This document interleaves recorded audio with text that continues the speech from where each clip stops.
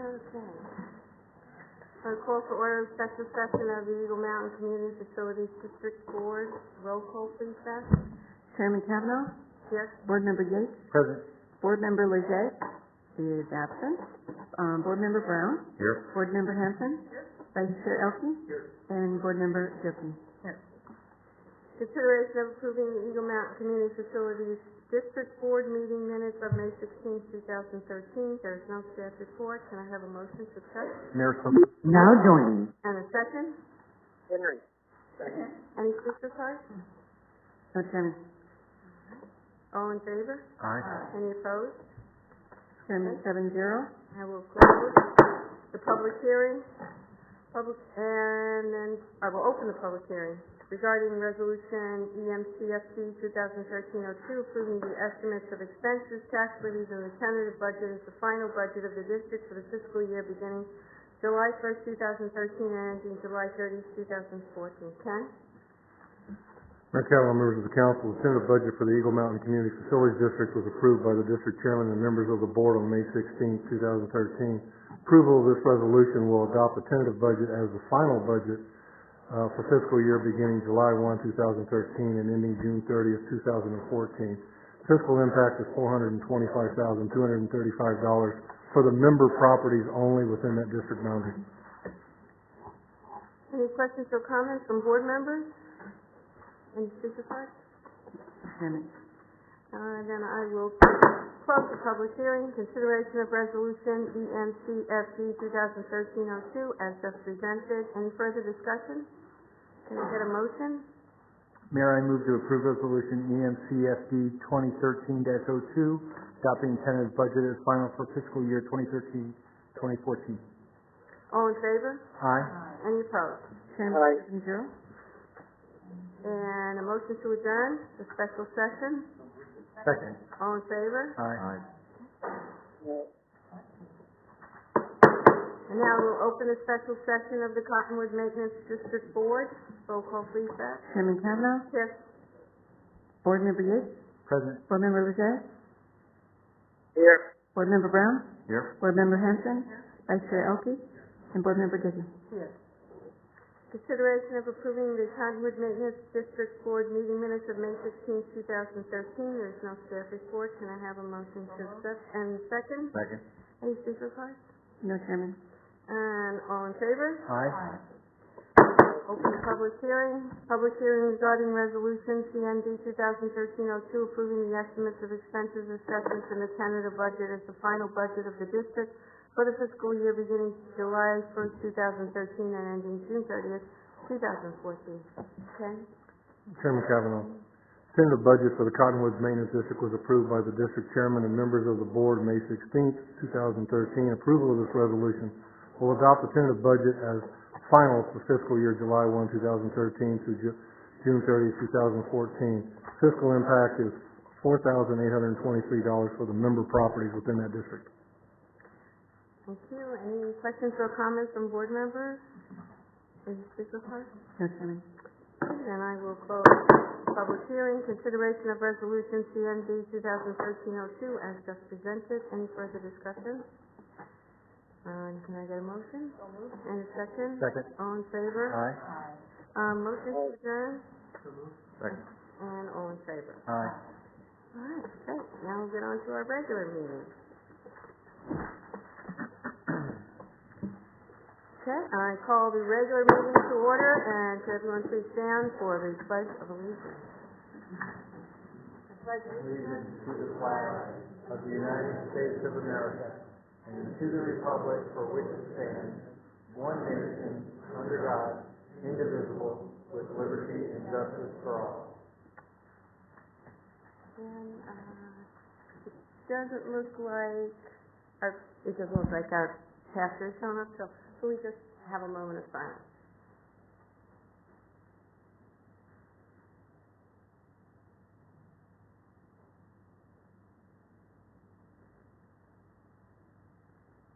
Okay, thank you very much. Everyone is going to have a seat. And roll call, please, Beth. Mayor Kavanaugh. Yes. Councilmember Dickey. Yes. Vice Mayor Elke. Yes. Councilmember Leger. Here. Councilmember Yates. Present. Councilmember Brown. Here. Councilmember Hanson. Okay. Mayor's report. Just got a short report for today. Rural Metro's opened a new fire station in Rio Verde. It's the Foothills Fire Station number 826 on Rio Verde Drive. They had a grand opening and invited me for a tour. They also invited all the residents who had service in the area to see the station and meet the firefighters. It was a good community outreach on their part. I've attended the usual monthly MAG, which is the Maricopa Association of Governments monthly meeting, along with the monthly GPAC Board of Directors meeting and the special mayor's meeting. I just want to remind the public that both of these organizations have websites where residents can read all of the business reports and just check out what they're doing. I want to thank and congratulate all my Mayor's Youth Council members. It's been a great year together, and I look forward to seeing them all next year, except for one, Sarah, who will be going off to college, and we will miss her. On behalf of the council, I also want to extend congratulations to all our graduating seniors and wish them all the best as they embark on their next exciting phase of their lives. And that's all I have. I would also like to recognize... Sorry. Go ahead, sure. Mayor, thanks. I just wanted to tell you that I went to the Domestic Violence MAG committee today, and I brought Carol Comito along with me because she's on our Public Safety Advisory Commission, and there'll be more to come, that maybe some action items that we may want to take up. And then on the 18th, we're also going to go to a training for half a day, and so at some point maybe I can give a report about that. Sure. Thank you. Good, thank you. I just want to recognize a couple of birthdays that we have. Councilman Legay's birthday was May 24th, and he's on the phone. Happy birthday, Henry. And Councilman Brown's birthday was June 2nd. Happy birthday, Dennis. My husband's was yesterday, so happy birthday, John, if you're watching. Okay, we have no scheduled public appearances. Do we have anybody for call to the public? No, Mayor. No. Okay, then I'll go on to the consent agenda items. And we have a lot of them. Consideration of approving the town council meeting minutes from May 6th and 16th, 2013. Consideration of approving the cancellation of the Town of Fountain Hills July council meeting. Consideration of approving a liquor license application submitted by Chung Hao Chen, doing business as Hao Restaurant, for a series of 12 licensed restaurants. Consideration of approving a permanent extension of premise liquor license application submitted by Marita Creya, doing business as Euro Pizza Cafe. Consideration of approving a temporary extension of premise liquor license application submitted by David Rentlaw on behalf of the AMVET Post Number 7. Consideration of approving Resolution 2013-30, abandoning whatever right, title, or interest the town has in portions of the certain public utility and drainage easements located at 15657 East Golden Eagle Boulevard.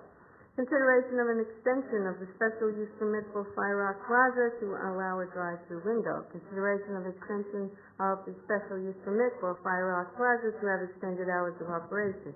Consideration of an extension of the special use permit for Fire Rock Plaza to have an outdoor patio dining area. Consideration of approving Resolution 2013-28, approving a memorandum of understanding with the Office of State Fire Marshal related to fire inspection services. Consideration of approving the agreement with the Greater Phoenix Economic Council in the amount of $8,844 for the fiscal year July 1st, 2013 to June 30th, 2014. May I have a motion, please, to accept? Mayor, so moved. In a second. And a roll call, please. Councilmember Dickey? Aye. Vice Mayor Elke? Aye. Councilmember Legay? Aye. Councilmember Hanson? Aye. Councilmember Yates? Aye. Councilmember Brown? Aye. And Mayor Kempner. Aye. Mayor 7-0. Thank you. Okay, we'll go on to our regular agenda items, and our first is consideration of approving Zamus, Poland, as the fourth sister city to the town of Fountain Hills. Ken, please. Mayor Callen, members of the council, I believe there's a presentation from former Mayor Morgan.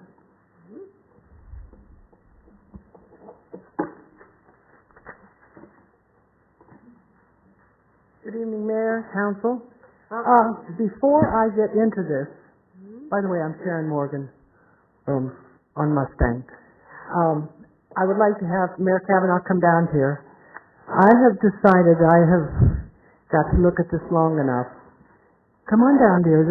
This is something for the town. Last year I had the privilege, about a year ago, going to Jacksonville, Florida to the Sister Cities International Convention, where we once again were awarded the best overall programs for a population less than 25,000 people. It's a pretty good feat. This is our second shot at this. This is our second award. So I got to look at it for a while in my office, and I decided it was time to turn it over to the town.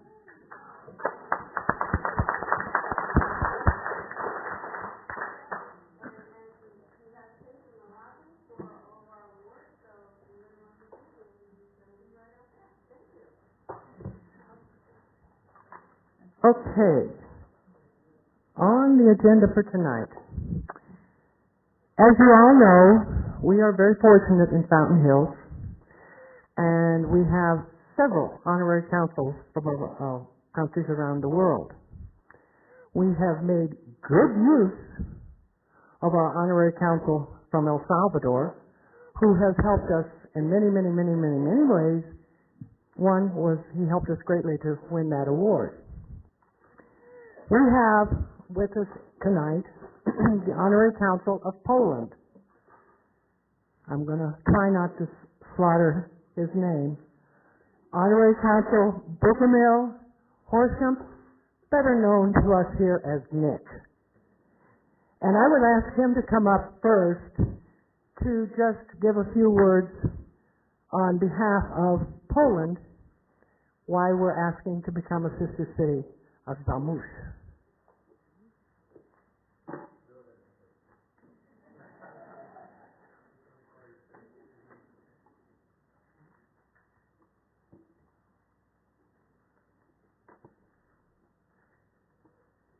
Good evening, Mayor of Fountain Hills, Madame Linda Kavanaugh. City Council of Fountain Hills, Mayor Sharon Morgan, former Mayor Ed Miles, Sister City Board members, Council of El Salvador, Enrique Melendez. Welcome to all of you. My name is Bogomil Horsham. I'm in the Council of Republic of Poland for Arizona. I'd like to introduce to you city of Zamość, located in southeast of Poland. Zamość was founded in 16th century by Jan Zamoyski, nobleman. When he was studying in Padua, Italy, he fell in love with the architecture of Padua. He summoned an Italian architect, Bernardo Morando, to design the city to look like a real Padua. Zamość in 1992 was added to UNESCO World Heritage List. The beautiful city of Zamość has a population of 66,000. They have high school, vocational schools, and community college. It would be good experience for young people of beautiful Fountain Hills and young people of Zamość to experience the culture and beauty of both cities and both countries. Mayor of Zamość, Mr. Marcin Zamoyski, relative of the founder of Zamość, with a great interest received proposal of cooperation between cities, is open to partnership propositions, especially in the field of education and exchange students. My wife Elizabeth and her family came from Zamość area. Thank you very much for your time. Yes.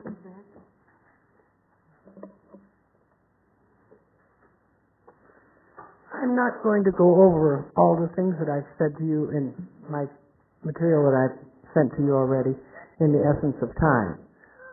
I would like now to call on one of our board members, Dr. Loving, who is going to talk to you from several standpoints: mother, chaperone, board member, all of Sister City students and or present and past.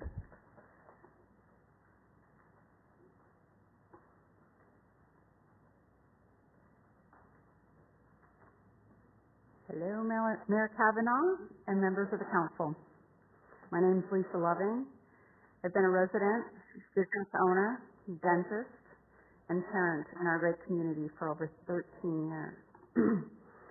I've been asked to share some of my experience and perspective for the Fountain Hills Sister Cities organization. As I am a board member and a parent, I feel strongly that this is a very small nonprofit group is one of several in our community that make our community special. My experience with Sister Cities really began as part of a humanitarian effort in conjunction with Miss Claire McWilliams' hospitality class at Fountain Hills High School. Every year, the students in Claire's class organize a humanitarian business project, discuss a theme, and the students determine how they're going to implement the plan. There's a requirement that somehow there be a local and every other year an international component that supports their theme or their project. The year I became involved was fall 2010. While students were vigorously discussing what their cause or their curriculum for the school year, a letter was sent to Sister City Board of Fountain Hills from the mayor of Ataco, El Salvador, our sister city. It was an appeal for our help, as many of their people had lost their homes in the mudslide, and they were now homeless. Ataco was already a sister city of Fountain Hills, and their officer was already scheduled to visit, and the students of Fountain Hills High School hospitality class were contacted and arrangements were made for Mayor Oster to speak to the classes. When the students voted, it was unanimous to help raise money to build homes for our sister city of Ataco. The goal was for students to raise enough money for, if memory serves, 4 homes. And by the year's end, with the support of our town, our Fountain Hills sister cities, they raised enough for 20 homes. Although El Salvador fundraising was only part of a place called Home Project, it evolved into a humanitarian trip to build home for 2 weeks in Ataco for about 40 students and chaperones. The Fountain Hills Sister City organization helped coordinate resources and make contacts, which made this trip possible. Students and chaperones paid their own expenses so that money raised for a place called Home would maximize the number of homes. My daughter was in that class, and I chaperoned the trip, along with Claire, several other parents, Sharon Morgan, and Sister Cities members, Enrique Melendez. It's impressive and gratifying to see what a difference a small group of people can make and how it brings the community together. That was my first experience with Sister Cities of Fountain Hills. Since then, I've taken a position on the board and become more aware of what the organization is doing. As a parent, I'm impressed with the effort the Sister City Board has made to help coordinate an exchange program with our German sister city in Distirct. The conjunction with the GAP program, last fall, our sister city in Distirct, Germany, sent 13 exchange students, I believe that's the correct number, who lived with families in Fountain Hills, attended our homecoming events, Fountain Hills Oktoberfest, went horseback riding, and of course the Grand Canyon. Currently, my 2 boys are traveling with 9 other Fountain Hills students, and they are in Distirct with 3 teachers, staying with their host families, going to school with their exchange students. It is for many of these students a cultural immersion and life-altering experience you can't get with other general group bus tours. During their first week, my son has been at a wedding in a castle, and The others have gone to amusement parks and go-kart riding in Deerdorf. They've hung out with their friends and their German students that are hosting them. As a part of their requirement with the exchange program, the students are separated into groups of 3 to 4, and each gives a presentation at the host school on specific topics such as family life in Fountain Hills, sports, homecoming, etc. They are scheduled at the school to compete against the host school in basketball, a soccer tournament, handball, and volleyball. This coming fall, we will have students again from Deerdorf staying in Fountain Hills. We will be hosting at least 2 in our home personally. For parents and students, and even those in Fountain Hills who don't have children, these programs are great experiences. It brings people together. It is about exchange of ideas and culture. Many of us have family ties to Germany, Belgium, and yes, El Salvador. Recently, Fountain Hills Sister Cities has been considering the small town of Zamość, Poland, to add to our Sister City sign on Fountain Hills Boulevard. Fountain Hills has a large Polish community that is very excited about the prospect of having a sister city in Poland. As a parent, I'm excited that perhaps my children will be able to add Poland to the student exchange program. The largest expense of traveling to our host towns is airfare, and the possibility of having 2 sister cities in one trip is very exciting. Sister Cities is about finding a city in a different country that demographically is similar to Fountain Hills and has a mutual interest and curiosity in Fountain Hills. I think our club has been very successful. It takes lots of volunteer hours to maintain these relationships on behalf of the governments in Germany, El Salvador, and Belgium. It takes active local participation from the people of Sister City to host an event. But when it's successful, the community is truly benefited. It's one of the many attributes of Fountain Hills that makes it an appealing town to live in. I encourage you to support Sister Cities of Fountain Hills in our request to add the town of Zamość, Poland, to the list of host towns for the people of Fountain Hills. Sister Cities is connecting people who may not even speak the same language, but for whom there is an interest in learning about their cultures. For our youth as well as our adults, Sister Cities opens doors for our town and opportunities that you may not have on a tour bus. Thank you. Okay, thank you, Lisa. Well, I'll just add a couple of things. Casterly, who had gone sort of dormant for a while, has expressed they have a new Sister City organization over there.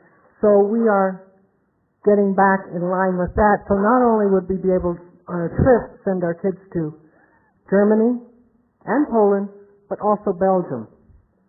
And as you all know, that would be a pretty neat trip. The only thing I've told Nick is, I'm not going there in the wintertime. We've all seen Dr. Zhivago. I've gotten rid of all the cold weather clothes. But I would it's exciting to see a town that came to us. And I think it's a total different thing. El Salvador is more of a humanitarian, and as you know, Sister Cities is humanitarian and cultural and educational. El Salvador is our humanitarian arm, if you will. The others are cultural and student exchanges. I don't think we've got to go build too many homes over there. I don't know of any yet. Hopefully there won't be any disasters where we have to roll up our sleeves and go over there also. So I would like very much to ask for your blessings, ask for your votes, to consider Zamość, and then we will go in the next step and go on to international and get them to say yes, and then plan a trip, which would be great having any or all of you join us, because we will go there, and then there's a sign, a document that they sign of sort of intent, if you will, and then we would come back here and have the official signing. And as I said in my letter, that might not be until the next fiscal year, and I know budgets and I know money, so you might have to come up with something for a reception, but I think we could handle that somehow. So I would ask for your votes tonight so that we can get on with our fourth sister city. And I think now we have one more speaker, and that's Honorary Council Melendez, who wants to speak on sister cities and the council court. So I will turn it over to him and then hope for your yay votes.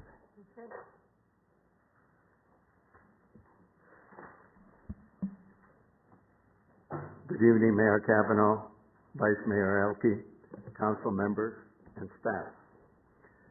I'm here today as Enrique Melendez, Executive Director of the Consulate Corps of Arizona. The Consulate Corps of Arizona is comprised of about 37 nations represented by 37 individuals in the state of Arizona. Some are career diplomats, and some, like me, have been appointed in Consul of Poland by the presidents of those countries.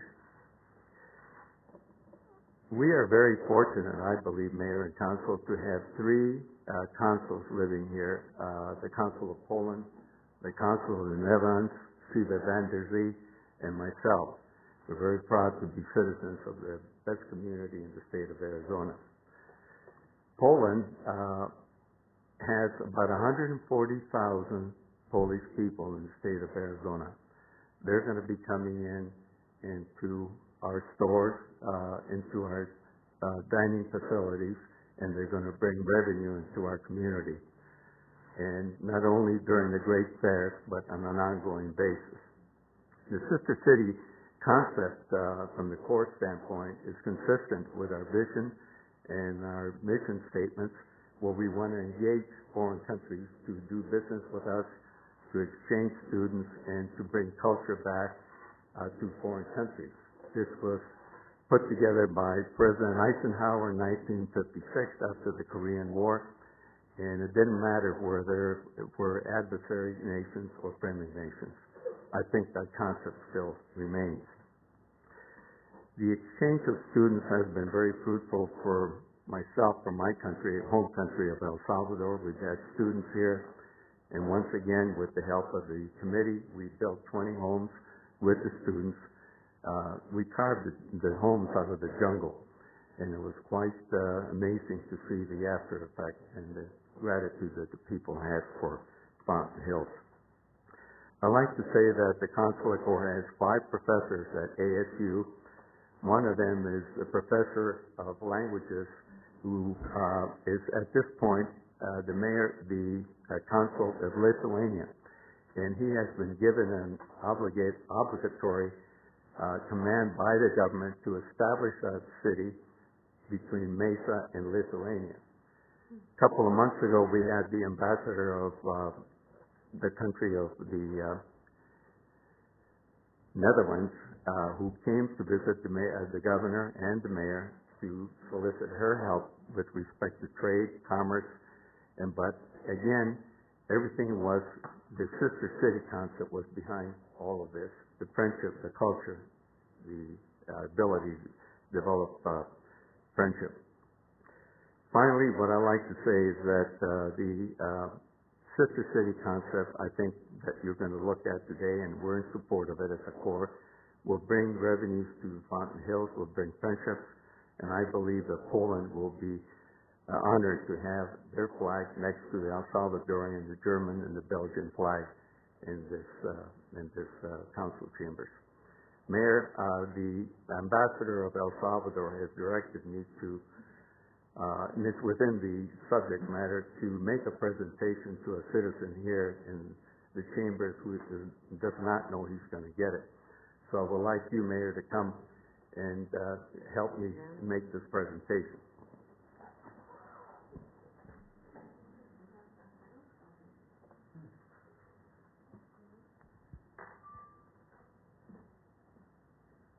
Mayor, this presentation I'd like to call Mr. Roy Kinsey up here. Mr. Kinsey, would you please come up? He's not aware of this, Mayor. probably kill me after this.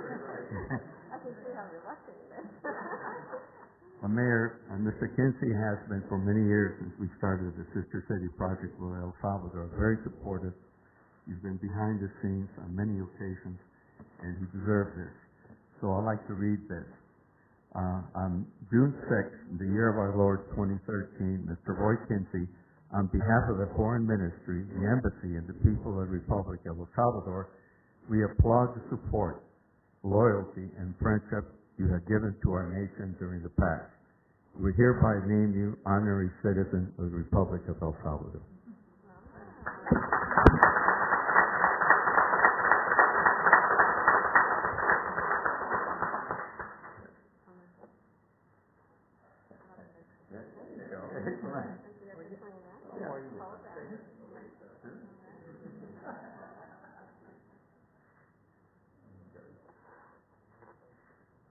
Thank you, man.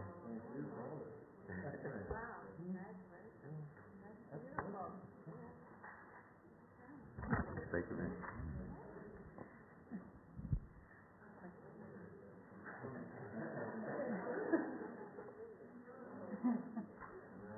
One more little thing. Maybe, if we get Samush as our sister city, we can get the center from the Sons, who is from Poland. I have met him. I'm tall, but I loved it because I didn't even come up to his shoulders or anywhere near it. I had to look like this. So maybe we just might get him to come visit us out here for one occasion or two. Now I'm done.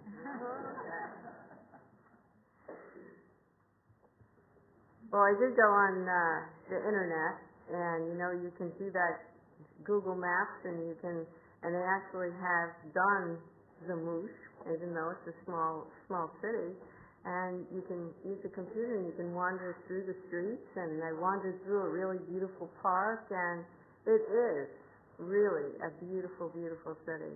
The architecture is just incredible, and I think we all are very proud to have honorary consul Nick. He's Nick to me. That's it, Nick, and to have Elizabeth here as residents in Fountain Hills. So I'd like to go to the council and see if you have any questions or comments. All right. Make a motion, if that's okay. That'd be great. I move to approve the addition of Zamush, Poland as the fourth sister city to the town of Fountain Hills. Any speaker cards on this? No, Mayor. Sharon doesn't want to say one more thing? All right, then let me have a vote. All in favor? I just want to say one thing about the value of this, and it was before Sister Cities, but we did the student exchanges in the 90s, and just so coincidentally, my sister Val had a little Italian girl and a French boy, and she's on her way to France now to go to his wedding. So these relationships last, and really appreciate what you're doing. All in favor? Aye. Any opposed? Mayor, 7-0. Congratulations. Zamush.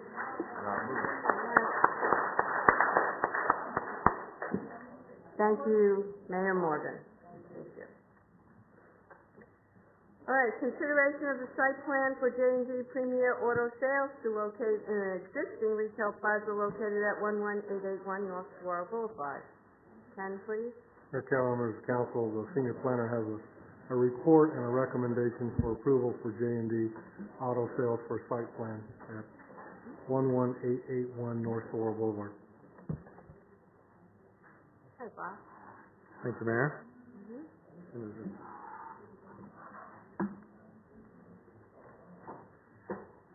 This is an application for site plan approval under section 1202D7 of the zoning ordinance, which allows motor vehicle sales in the C3 zoning district if both the P&Z Commission and Town Council approve their site plan. The applicant will occupy 2 of the 4 suites in the retail plaza at 11881 North Saguaro Boulevard, and the suites were formerly occupied by Sunset Pools. This slide shows an aerial photo of the plaza with the applicant's proposed site layout sketched in pen. The proposal is to create a display area in the front for up to 5 vehicles. One additional display vehicle would also be placed near the south parking lot entrance. Concrete wheel stops will be placed to keep the front ends of any displayed vehicles behind the existing street curb. The existing backflow preventer is not really visible in this picture, but it's about the middle of the front, on the front property line. Would also be protected from damage with bollards and or wheel stops. Parking lot drive aisle would be made one way. Directional arrows will be painted on the pavement. The plaza is required to have 8 parking spaces. That's what it has now. These will remain. No customer parking spaces can be or will be used for vehicle display. Additional inventory display and storage would be in the back. Planning and Zoning Commission voted to approve the site plan subject to the stipulations outlined in the staff report, with one additional stipulation that some more landscaping be provided wherever possible in the front using the existing planters, as well as possibly some new planters or pots. Staff also recommends approval of the site plan subject to stipulations listed in the staff report and as approved by the Planning and Zoning Commission. Thank you. Thank you, Bob. Any questions or comments from council? And any speaker cards on this? No, ma'am. No. All right, then can I get a motion? Mayor, move to approve the site plan for J&D Premier Auto Sales at 11881 North Swirl Boulevard, subject to the stipulations outlined in the staff report. Mayor, second. Okay, any further discussion? All in favor? Aye. Any opposed? Carrier 7-0. Thank you, Bob. All right, next item. Consideration of ordinance 13-07, amending the Fountain Hills Town Code, Chapter 6, relating to dangerous animals and animals as prizes. And I'm going to go to Ken, and then Andrew, and then myself. Mayor Cavanaugh, members of the council, again, ordinance consideration in front of you tonight for approving ordinance number 13-07, amending the Town Code, Chapter 6, relating to dangerous animals and animals as prizes. The subject of live animals were given away at a local carnival event recently, and prizes as an inducement to enter into game of skill or chance. Proposed ordinance 13-07 prohibits the use of animals, fish, fowl, or insects as prize or inducement or any contest, game, or their competition, and as the inducement to enter into a place of amusement. It is a recommendation by staff to adopt ordinance number 13-07. Andrew, do you have anything to add? Okay. No? Okay, this ordinance came about at my request. A state law already bans giving live animals away as prizes in games of chance. The carnival that had come to town found a loophole. Didn't say games of skill. So they had kids toss a ring, and if they got it around the neck of a rubber duck, they won a live, full-grown rabbit to take home to their parents. There were other games in which you could win a turtle or a bag of fish. I immediately started to get phone calls from parents who asked me what they were supposed to do with this rabbit. I found a group called Tranquility Trails, but they said they had so many rabbits from this carnival that they couldn't take any more. Parents were quite angry. They didn't want the pet, they had no food for it or a place for it to stay, even temporarily, and they were worried about diseases. Rabbits carry tularemia, also known as rabbit fever, an infectious disease having severe symptoms that infect lymph nodes and the lungs.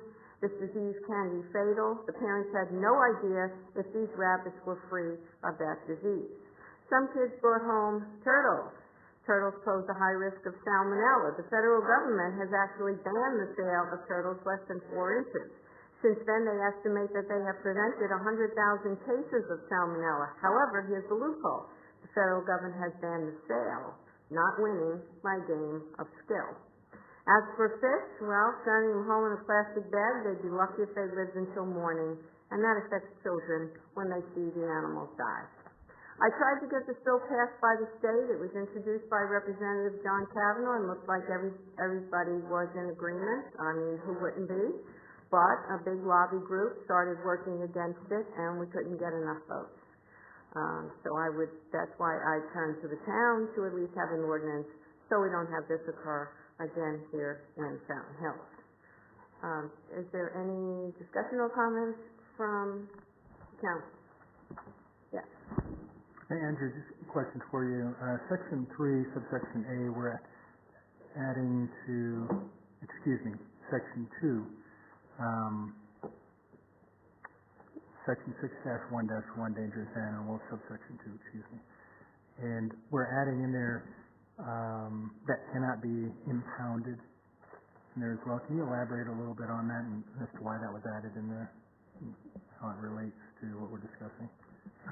Yes, Madam Mayor, Vice Mayor Elke, the addition here was to try and have it align a little bit better with what the county and state do with animals that are declared to be within this category. And what we wanted to do was to ensure that it was clear that we were following along the same methodology, that impoundment is the first thing that they're looking for rather than just killing them on the street out in public. So this is more of a conformity provision than anything else. While we were doing an update to this section, we decided to make sure we hit that at the same time. And so, just give me a hypothetical situation. Law enforcement capture a dangerous animal, something that can be impounded versus something that can't be impounded. Just kind of walk me through what's that process and what's that look like at the end of the day, especially if there's any costs associated with that.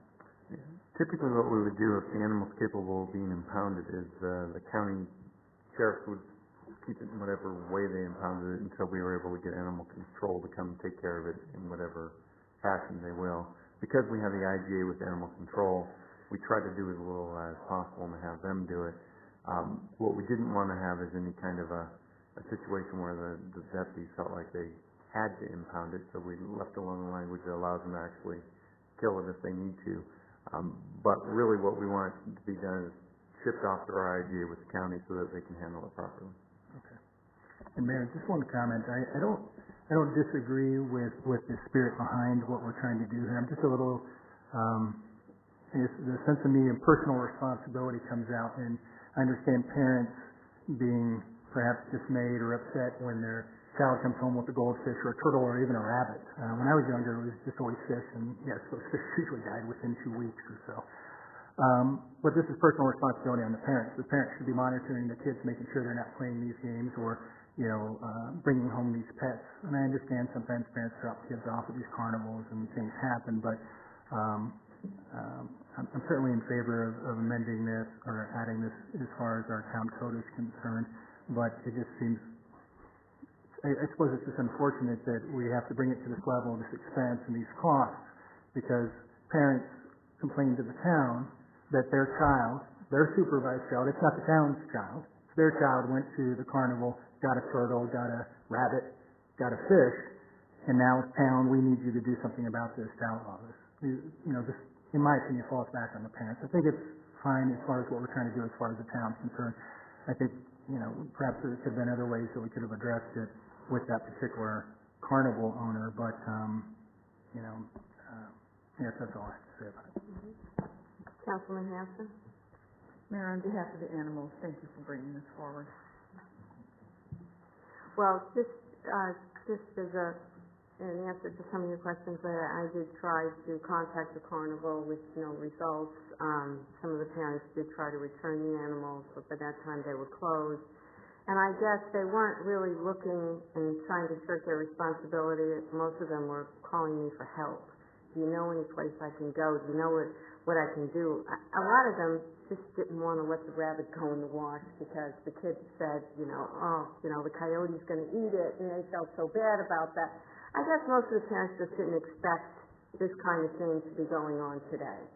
You just don't see it. And I know that after it happened here, they were having rodeo days down in Gilbert, and I called my friend Mayor Lewis down in Gilbert, and I said, the carnival's going to be coming down there for rodeo days, and this is what they're doing. And he was quite shocked. He said, "You're kidding? They're giving away live animals." He said, "Everybody just gives away stuffed animals. This is unbelievable." And so I think it's a surprise, and I think most places don't do something like that. And this is actually just closing a small loophole. There's already a state law that says you can't give them away for games of chance. This is just saying you can't give them away for games of skill. So it's just a small tweak to cover that loophole. I appreciate what you're saying. I hope parents are responsible. And any other discussion? If not, I would like to make the motion. There's no further discussion to approve ordinance number 13-07, amending the town of Fountain Hills Code, Chapter 6, relating to regulating dangerous animals and animals as prizes. Second. And any further discussion? Any speaker cards? No, ma'am. Okay. All in favor? Aye. Any opposed? Here's 7-0. Okay. Thank you very much.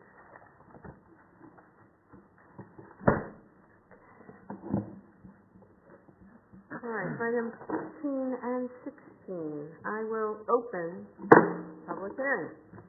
Public hearing to receive comments on ordinance 13-08, a proposed amendment to section 3.088, lot planning of the Town of Fountain Hills subdivision ordinance, and to section 5.03B, redividing of recorded lots of the Town of Fountain Hills zoning ordinance. Thank you, Mayor. Members of Council. This is a proposed text amendment to Section 308H of the subdivision ordinance and Section 503B of the zoning ordinance. The amendments were initiated by the Planning and Zoning Commission at their regular meeting on March 14th. Town Council originally adopted these two sections, the subdivision ordinance on March 16th of 2000 and the zoning section on September 21st of 2000. The stated purpose at the time in both cases was to assure compatibility with surrounding platted properties, and copies of those minutes were provided in your packet. This proposal by the Planning and Zoning Commission is to now delete these sections in their entirety. During discussions, Planning and Zoning Commission members expressed concerns that the regulations were not uniform in their effects on all properties within the same zoning district, and actually unfair to some properties due to large adjacent parcels which could skew the average lot size and width calculations required. In addition to underlying zoning requirements, these sections also impose additional minimum lot width and area requirements, so that lots must remain within 90% of the average of like-zoned properties that are within 800 feet of them. Whenever those lot dimensions are altered or lots are replatted, they have to meet that requirement. The Commission noted that the standard controls of underlying zoning districts, like building setbacks, lot coverage maximums, disturbance allowances, those should be sufficient, and that these two particular ordinance sections are at times overburdensome. Within the past 8 years, staff has dealt with 7 cases in which these ordinance sections have been factors. 6 of the cases were small 1- and 2-lot replats. One of the cases was a 29-acre subdivision parcel that was ultimately rezoned from R135 up to R143 in order to bypass these specific ordinance requirements and actually allow for more lots because it was adjacent to a large lot subdivision of 5 acres or more. Even though by rezoning, the minimum lot size requirements for the new district, the lot sizes were supposed to be larger. The impact of these ordinance sections is relatively small, only averaging less than 1 case per year. However, in the interest of fairness, the Planning and Zoning Commission has forwarded their recommendation to Council to approve the proposed text amendments and delete Section 308H of the subdivision ordinance and Section 503B of the zoning ordinance as presented in your staff reports. And staff supports this request and also recommends approval as presented. Thank you. Okay, thank you, Bob. Any questions or comments from council? Any speaker cards? No, ma'am. Okay, so no speaker cards. I will close public hearing. Consideration of ordinance 13-08 as just presented. Any further council discussion? If not, can I have a motion? Mayor, so moved. And all in favor? Aye. Any opposed?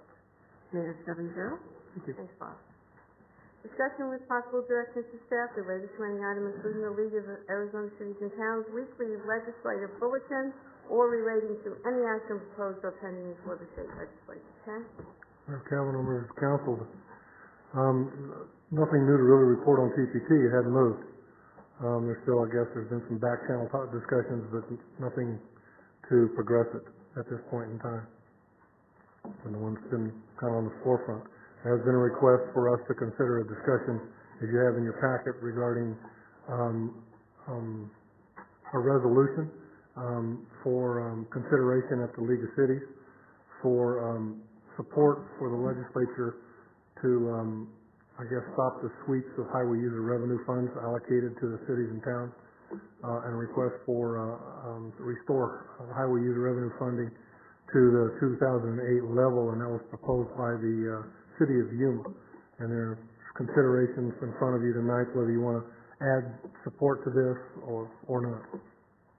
Councilman Dickey, do you have anything you want to add? Oh, thank you, Mayor. The idea, obviously, I said I wouldn't talk about the first again until the fall, but then we had this deadline of June 14th. So, in light of the, MAG, which I had given out, and what they said about pursuing and possibly restoring it, I did get a chance, thanks to Tate, to speak to Supervisor Tukri and contacted his office and Tate Gonzalez there.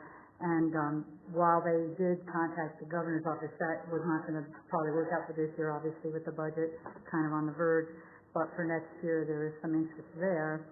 Then, and then lo and behold, when we sort of started talking about this to the league, they said, well, we had this proposal out from the city of Yuma, which you all have read, and it seems pretty reasonable. I think 2008 is a good year to aim for.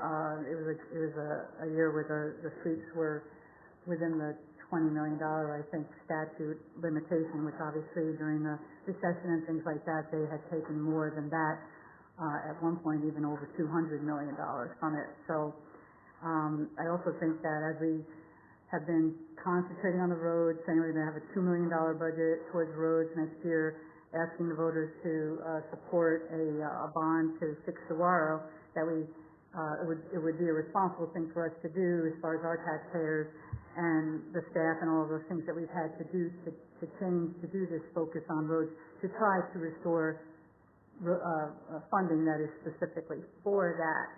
So if you don't mind, I'd like to move to direct the town manager to inform the league that that the town of Fountain Hills would like to co-sponsor the resolution submitted by the city of Yuma, which I don't know if I have to say what it reads, but it reads is that it urges the legislature to stop future sweeps of her funds allocated to Arizona cities and towns, and to restore her funding to the FY 2008 levels. Second. Okay, any other discussion on this? Just in the meantime, wanted to mention that other cities, maybe not officially yet, but there are other cities lined up to also join the city of Yuma. Okay, all in favor? Mayor. Aye. Aye. I can make my comment after the vote. That's fine. Aye. Aye. Aye, go ahead. Thank you. Did you get that, Bev? Aye. There was 9 ayes. Sounds like. 9 ayes. Aye. No, I think this is a great thing for us to join in with Yuma, and I'm proud of our council for the 7-0 vote that we have that I can comment on now. And I pride ourselves and our council and our town on pushing back on some of the things the state legislature is doing at times as far as the budget's concerned. And understandably, the budget in the past years with the downturn of the economy that it's done, I can understand why things were done at the legislature. I don't necessarily fault them for it, but restoring those HERF funds will make it certainly easier for us to balance our budget here at the town level, take care of things that we need to take care of, and those funds that should be coming to us anyway. So hopefully this will get some momentum going. Perhaps with the Association of County Supervisors, I think I'm getting that one right anyway, and other cities and towns that are doing this, will start to create some momentum. So I'm proud of us. One thing I forgot, last time when we did talk about that, we didn't have a figure that we imagined it could be up to $135,000. All right, well, I'll be sitting on the resolutions committee for the League of Cities coming up in August, and I will be presenting this and talking about this on behalf of the town of Fountain Hills. And do we have anything else, Ken? No, Mayor Kavanaugh, unless the council has any further direction they want to give me based on any of the discussions tonight. No? Okay. And just want to say thanks to the 2 Boy Scouts for sticking it out for the whole meeting. I hope you enjoyed it. And I invite you to come back if you ever want a tour upstairs to see what the rest of us do up there. Just let me know, and I'll be happy to give you a tour. All right, can I have a motion to adjourn? Second? And all in favor? Aye. Aye.